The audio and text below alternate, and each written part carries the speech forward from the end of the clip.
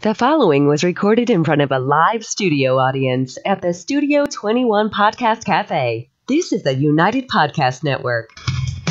If you're building a buying, selling a home, the real estate news got news for you. The Real Estate House Party. With attorney Rick Carter, Real Estate House Party. paralegal Kathy Holtshouser, Real Estate House Party. Come in, have fun. and comedian Tony V. Now, here's real estate attorney Rick Carter. Welcome and thanks for joining us here on the Real Estate House Party. Hi. And I'm joined with my favorite host back from Italy. That's what you're saying because Tony's not here. No, I'm saying because you wrote this introduction for me. The real estate paralegal extraordinaire, Kathy Holtshouser. Thanks for having me back. And look what we... Most people take their birthdays off from work. That's the one day out of the year she works. Yeah. She had a birth. Oh, Michelle's already rolling her eyes. I don't believe you. And Tony V piped in from Aruba and said that I think you've been working so hard that you should ask Rick for the day off. We got to tell who we're joined by. Yeah. The stars of home life with John and Michelle Ternullo. Thank you for coming in. Thanks for coming, Thanks guys. for having us. I tell you, they should have taped the pre-program for the show. Because everyone looks so civilized on the show and all this. But then listening beforehand, Valentine's Day, look at Michelle. I'm ready. You're ready. Yeah. So this half of the panel is worried about how their hair looked, right? Yeah. And And Jonathan says it looks beautiful, so right. I'm going with it. It always does. So we get a lot to talk about. Yes. Home life. Home life with John and Michelle Ternullo. Yes. I know. So you guys are married. We are. Okay. Good answer so far. Still? Yes. So, today. Maybe after the show. I'm not sure. Maybe after that pre-show, you work together as real estate professionals, right? We do. Yeah. So That's We get asked often how we work together. I know. But I was thinking that you guys are pretty good. It's not like you guys are, working side by side all day don't long. you guys know the saying behind a good man? But behind every good man is a great woman. Yes. Did you guys know that? Oh, I know that. Yeah. So do I. Yeah. I know that. I'll go along with that.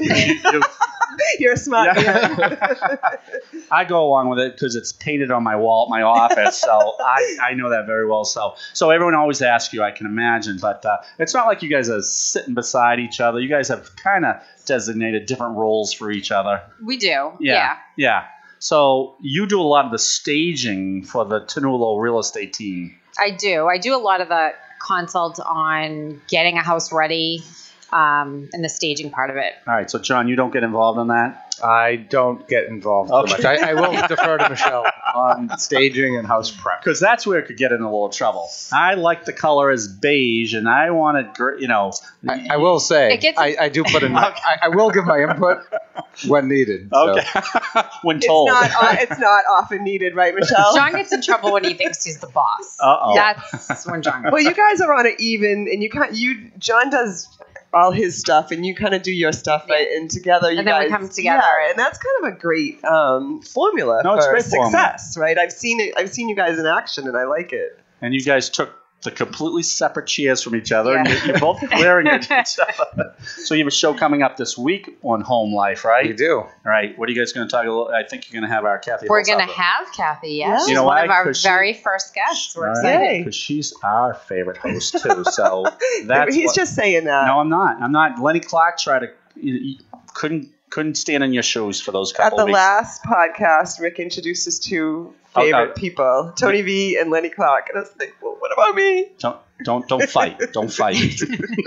Well, plenty of You that. brought it up. Kathy's not going to let you live that down. Yeah, No, I know. never. I know. So Never, again, ever. our favorite host is right here, right now, paralegal extraordinaire, Thank Kathy you. Holtshouser. You're welcome. You're welcome. So now you do a lot of the negotiating between buyers and sellers. I do. imagine, right? Exactly. So I know what's coming up very soon. That the stats are saying it's going to be a busy spring. Yay. They're going to be lending more, and I think it's going to be a good year.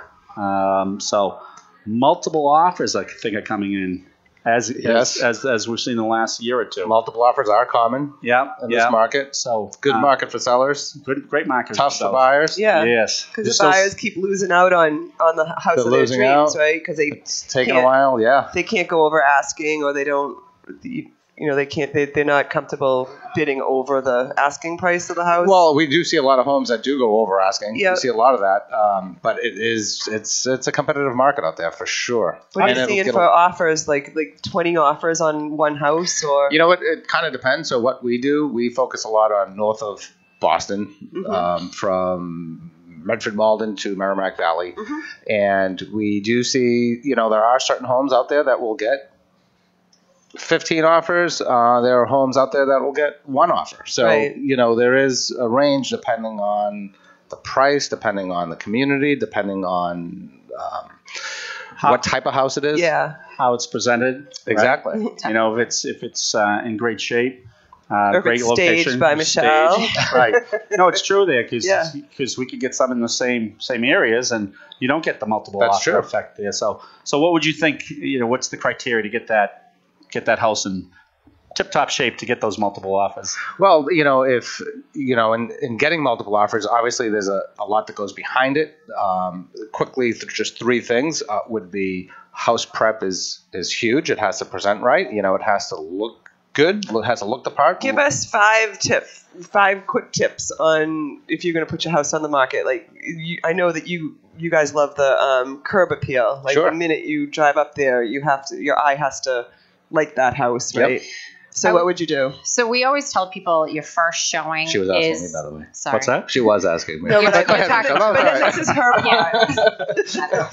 part. We do. You guys both have of done us. so well so far. It's only 5 minutes into the show.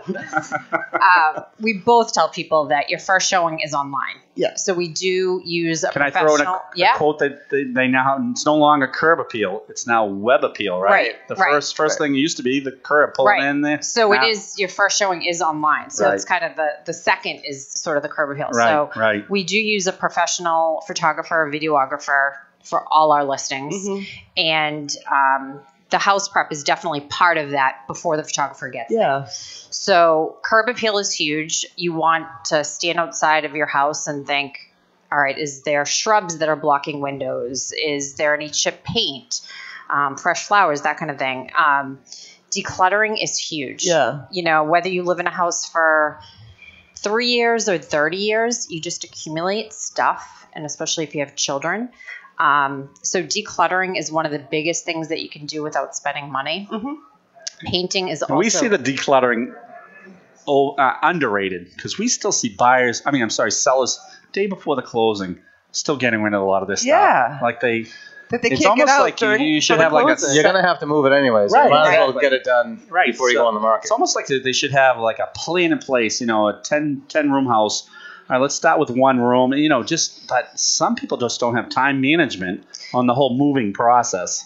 Right. So we definitely, when we are meeting with sellers, and often we get asked, when's a good time to go on the market? And one thing that we're always telling people is when you are ready, because, they're not going to go back. If you're looking online and they don't like the way your house looks, Yeah, you only that's have, it. They're not going to go back They and look lost at it that again. buyer. So the prep part of it is huge for us.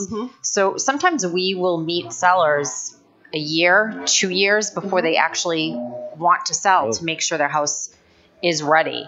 And we go room by room. We're very specific in our instructions. And I have to say we work with great people, and most people that we work with take our advice. Right. It makes a huge It would difference. make sense to take your advice because they're paying you for service. Right. And you're giving your professional opinion, right? Some people don't listen to it, though, right? I would, we have been very lucky. It's very few and far between. And so because a lot of our clients are taking advice from us, it's making for a much quicker, the one easier thing we always process. hear is depersonalize, right? Yes. You don't want someone coming in thinking that it's someone else's house. That's exactly it. Yeah. So that's probably one of the big things we've always thought. Yeah, and that's kind of part of the decluttering. So it's funny, we've had people say, do I really need to take pictures down? And what you don't want is somebody going in saying, oh, I wonder if they're getting a divorce. Is that why they're selling? Or they have and they're taking so much time looking at your personal photos than actually paying attention to the house. Right. The focus should be on the house. Right. Well, we've talked about this before. We represented a closing. The lender and the seller was a basketball player, and the broker just said, he just didn't kind of get it. Kept all his trophies there. I mean, you go into the place and all you could envision is that individual basketball player owning the house. Right. And he had all his pictures up and, trophies. And, it took a little bit longer to sell this house than it could be there. So depersonalization of it. We also hear that, the psychology of it all. Almost you gotta keep that in shape, even when people aren't, because people might be driving by too. Yes. So you might want to, I don't know, that's a tricky one. So that's where like the curb appeal comes in. Yeah. So we'll say your first showing is online. So that's why the house prep, the good pictures and videography are huge. And then the second thing they're going to do is if they like the pictures and everything online, they're going to drive by. Right. So you want to make sure you have fresh mulch. Your lawn is manicured. Right. You have fresh flowers outside, that it's appealing to people. And these are all things that don't cost a lot of money, right? You're not talking about ripping up carpets and, excavating the backyard and stuff like that. I mean, house prep can be a huge range, so sometimes it's just a matter of decluttering or depersonalizing, maybe painting a room. And then other times, if it's worth it, we are advising people to put in granite and stainless and different things. So depending on the home. How did the videos work out for you? The videos work out great. So, go ahead. No, just how do you set it up? And so we use a professional videographer, and because everything is online, we have found that with video, it does increase engagement, and it gets our listings maximum exposure. So we get a lot more eyeballs into the home. And then ultimately, more eyeballs means more showings. More showings mean typically better offers. Right. And the multiple offers. So some real estate agents think that an open house is the great way to go. And I want to know what side of the fence you guys are on that. And some people think that it's just not a good way to go. So we are definitely on the open house side of the fence. I mean, there are 50-50. Industry stats show that only less than 5% of homes actually sell at the open house. Right. For us personally, our stats are closer to 85-90% of our listings sell, resulting from the open house. And I can't speak for places outside of our market area. Yeah. But open houses are a great way to show excitement of the home when there's other bodies there. It's a benefit for the seller where it helps with the showings coming in at the same time. A lot of people coming in at the same time. It's less of an inconvenience for the seller. So they leave for the day, take their dog and their kids, and they're gone, and the house is clean, and they get 10 people looking at the house as opposed to individual showings. Yep. Okay. And the other thing that, you would think that if someone's interested in a home, that they would just automatically schedule a showing with their broker to come in. And that does happen. But quite often, people aren't doing that, and they'd rather, maybe they don't think the home would be a good fit, but then they show up at the open house and it's a great fit, and then they love it, and then they schedule the second showing with their broker. Okay. So we have found the open houses are a great tool to help create that urgency, get people excited, and condense showings as well too. So what are some of your tips for your buyers going through that house? We've talked about this before. It's not like the old days where that buyer is coming in to critique the seller and obviously the home. Now it's almost like you as a listing agent are critiquing that buyer. Sure. I mean, obviously, in multiple offer situations, we take a look at, if we know the background of that buyer, that does help. And obviously, sometimes in today's market, it gets beyond what the best price is. It gets to, who the seller, a lot of times the sellers get to choose who the buyer is. And we are kind of, interviewing the buyer. Interviewing the buyer. Yeah. So, I mean, obviously we want someone that is realistic. We want someone that is happy. My advice to our buyers when they go through an open house is to show interest, but not get overexcited, because you don't want to show all your cards, right? Show all your cards to other buyers. Right. We've had plenty of buyers that call us up on a Sunday afternoon and they'll say, we went by this house, we absolutely love it, But there was another couple there that they absolutely loved it, so we want to put in a very strong offer to make sure that we beat them. So, Right. As the buyer, it's kind of a poker game, Yeah. Right. where you want to, introduce yourself to the listing agent. Let them know if you're working with an agent. Yep. Be respectful and nice to that listing agent. No, I think this is real important. Yeah. You're right. You almost personalize yourself because they're going to have 10 offers. Right. So they might say, oh, I do remember that buyer. He was very good. He asked decent questions. And the seller is looking for your feedback because the seller didn't meet them. Right. So you're it. You're the... I'll give you one example. So I was hosting an open house once, and there was maybe 60 people through. And at the very end, this woman came in and she videotaped. She wasn't videotaping. She had her phone out and she was FaceTiming. And I asked her, I said, what are you doing? She's like, oh, I'm FaceTiming my mom. And I said, well, is it, parents approved? And she said, yes, my parents love it. That information was transferred then to my seller to say, hey, just so you know, the parents already seen it. They've already given it their blessing. Price just went up 20,000. And she ended up winning the house. And that was a big part of it. Right. Knowing that we have kind of overcome a typical obstacle, because many times buyers will go in there and they bring their parents in, and their parents haven't bought in 40 years. That's problematic, right? It's very. And, some parents are great and they're realistic, but other parents haven't been through the process and they don't know No idea. that prices are different now than what they were 40 years ago. Right. Oh, yeah. Yeah, my mother bought her house in Reading for $24,000, acre lot. Yes. The prices have come up a little bit since then. But you're right. You see that a lot when a group of people come in for the open house there, and it's tough because if they haven't gone through that process lately, we had one banker on told us the grandmother told one of the borrowers, oh, don't worry about that. When I bought my house, we didn't have to do that. You don't need an attorney. You don't need an attorney. I mean, she probably said 5 things that were completely outdated. And, Right. And it kind of killed the deal. At this point, we represent a lot of times people that come from out of state. And last year we had a couple that were coming from out of state, and they were relying heavily. Initially the conversation went that they were going to either have their parents look at houses or their sister look at houses, and kind of use both to kind of split the schedule. Well, my advice to my client was, you really just need one person, because as you go through the process, you're going to compare homes to each other. And how would they compare to different people? Right. And they agreed, and they had one person. Mm-hmm.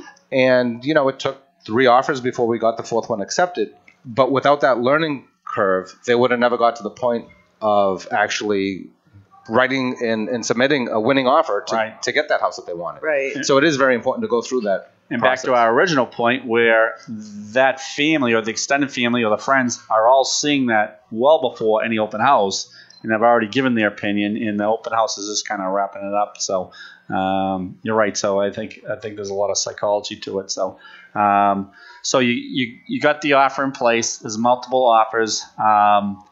So how do you choose? Obviously the price is a big factor, but what would you suggest to a seller on different elements in a buyer's offer that you would, might lean you towards an acceptable offer? Well, obviously, every situation is different, and usually whoever bids the most wins. That's typical. Yep. Mm-hmm. But we do look at, aside from that, there's going to be, what are the contingencies there? How strong is the offer? Is it a cash? If it's a cash deal, it might win, even if it's not the highest offer, right? Sometimes. Yeah. Sometimes, obviously if it's cash, then you're not dealing with that contingency. So we're going to look at contingencies. And then we're also going to look at, if we do know any of the motivation behind that buyer, sometimes they have a backstory that's very important, and it's not house related. We've had plenty of situations where a buyer came in and they specifically had to be in a specific neighborhood, and we knew that, and being in the neighborhood was more important than the house itself. So we knew that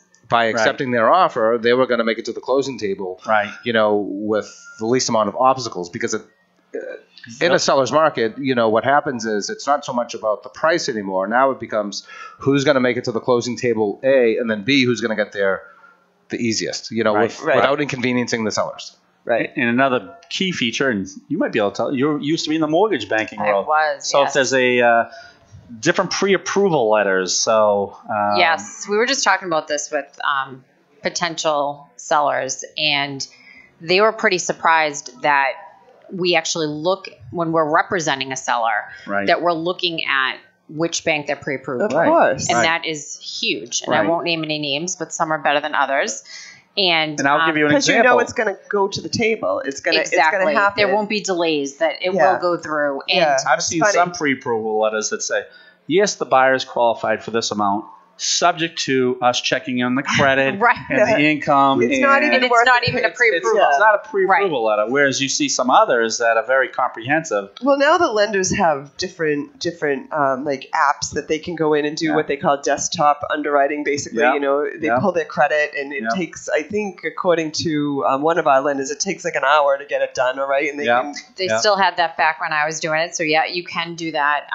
And when we were talking about looking at offers for our sellers, the down payment is a huge thing. Yeah. So you might have two offers that are the same price, but one is putting down a lot more. So that's obviously, They have more And skin in the game. this is key nowadays too, because of the appraisal issues too. yes. Right. So if you're putting down $300,000, that appraisal issue is not going to be an issue as much. Right. If it goes Right. over $80,000 more than the asking price, you've seen a lot of prices. I mean, eventual prices over the asking price. We have seen a lot of that, yes. And you know, the appraisal part of it, it's always a risk Yeah. to the seller. Right. However, you know, we've, knock on wood, we've been okay with, you know, as when we represent the sellers, I like to personally meet the appraiser there, provide them with information that they may not So you get all the comps up front. We get all the comps up front. We can tell them about the comps. You know, Yeah. we've been through many of the comps, and we can tell them about the backyard, or that it's missing this, or the condition of it showed better in the pictures. You know, so we're able to convey those types of things That's great. to the appraiser. Yeah. You know, but just to interject about the pre-approval, a lot of buyers look at the pre-approval process as a way to, well, they need to show the seller that they're qualified, and Yeah. they're just looking at the rate. But in today's market, being a seller's market, that pre-approval could be the difference between getting a house and not. I mean, everything that we're doing on the buying side, we want to convey that to the seller, that our offer should get accepted.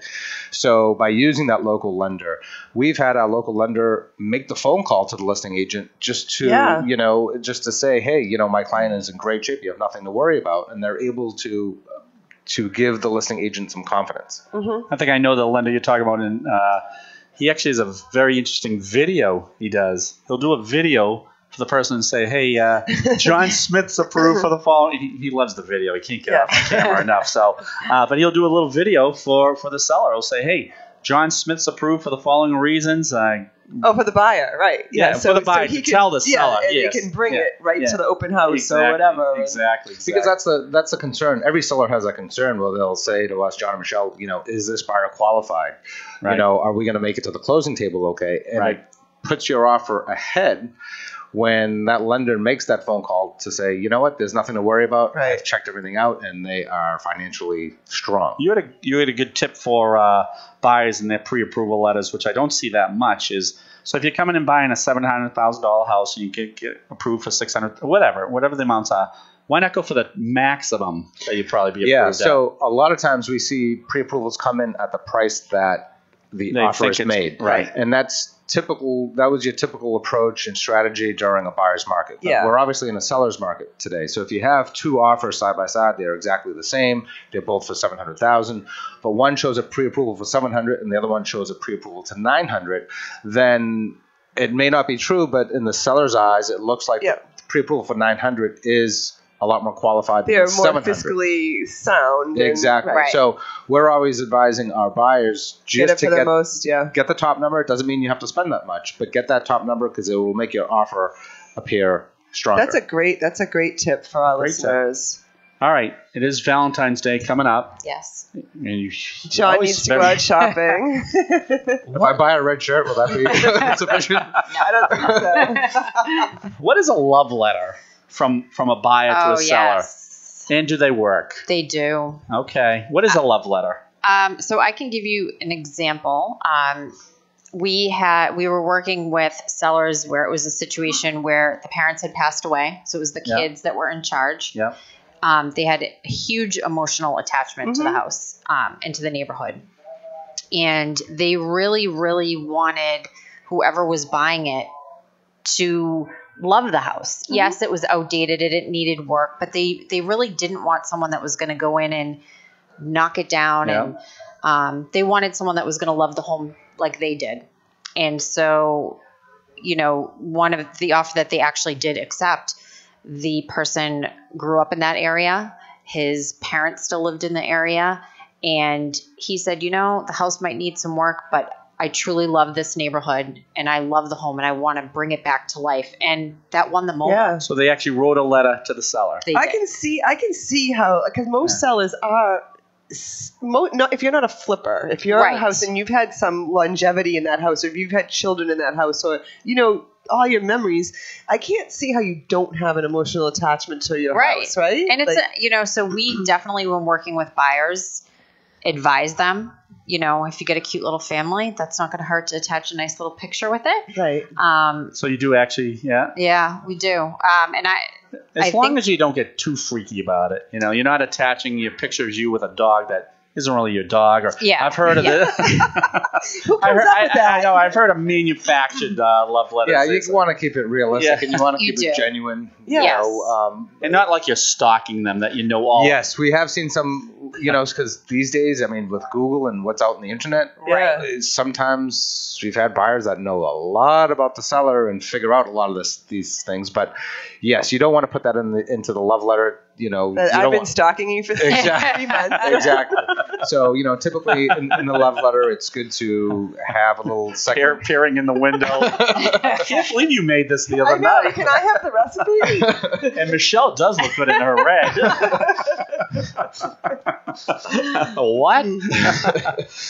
So if you're coaching someone on a love letter, give us a few good tips there. So describe your family a little bit. Describe, where you're moving from. Then describe the process a little bit about how, you've been looking for a long time, and finally when you've approached this home, you can actually finally picture your family living there.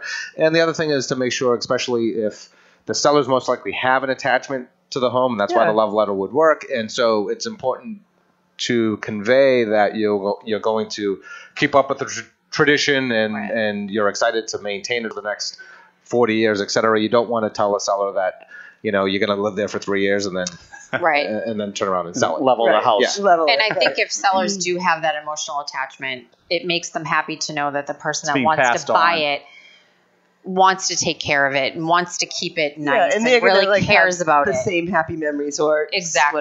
Try to have the same. But have you ever seen a seller write a love letter? Like, I went to an open house once and there was a little sheet of paper on the counter, and it's like, welcome to our home, and all kinds of stats on the house. And then it was like, we've had a really good time here at this house. I've had raised 2 children and da-da-da-da-da. Like, so I've seen the seller do that. So we do something similar to that, where we'll actually have a seller handwrite, some things about the house, because at the end of the day, people forget that it's person to person. There needs to be a human element in there, and a lot of times when buyers realize that, it humanizes the process. Yeah. So yes, having the seller write something does help as well too. And then, the love letter itself, going back to the love letter, we tell our clients it's not going to win you the house, right? But at the very best, sometimes, we have seen sometimes they do win the house, but usually the goal of the love letter is to really just get you the phone call back. Get the call back. A lot of times when we represent buyers, we'll get the call that says, your offer is not the highest, but my seller would like to sell it to your clients. Are they willing to do X? And at least it puts our clients in the driver's seat to hopefully make that decision of whether they do want to purchase the home for X. All right, so before we go, let's talk a little bit about home life. It's almost over? Oh, it's almost over. See, it flies by when you're here. It drags when Lenny's here. I got to tell you. When you don't have any content, I think it's tough when you have joke after joke after joke. You have your favorite host here in the world. It goes along that much smoothly, right? I'll have to say, we didn't really pick her all that much. No, that's why I was going to ask you. You were like a good riff. I know. We get the comments a lot. Oh, you guys are so cute. Yeah, you're like the cutest. And even your picture pictures on the card. You guys look like, Well, we have to keep it professional. Okay. Right. Though. So tell us a little bit about home life with John and Michelle Ternullo. And So that's a little window of what it's actually. Oh no! That'll be a little window of what it's actually like. You guys were very, it's me So and her I was worried about. when people ask how do you guys work together, and I often will reply, it depends on the day. Yeah. So at our show, you might see what happens on those days, that it's not always fun working together. It has its moments. I think And we'll that's throw some real normal. estate That's normal content with in there as well. partnerships. Yeah. I think I had one male, the spouse said, it usually works out fine as long as I do exactly what she's told me to do. Right? What's Tony V's And I joke? usually tell John it works out fine if he doesn't tell me what to do. Right. Yeah. Tony V's line is, he's glad he got married because he was sick of having his own thoughts. That's classic. So I appreciate you guys coming on. Thank And you. for Thank having you guys for didn't having fight us. at all. I mean, I thought No, don't worry. We're going going to save it for the I car. thought we were going to have to get the hockey pads on. Thanks for joining us here Thank on you. Real Estate House Party with my favorite host, Kathy Holtshouser, Now you're just mocking and me. John and Michelle from The Home Life. All right? Thanks for joining Thank us. you, Rick. Thank you, Kathy. Happy Valentine's Day, you two.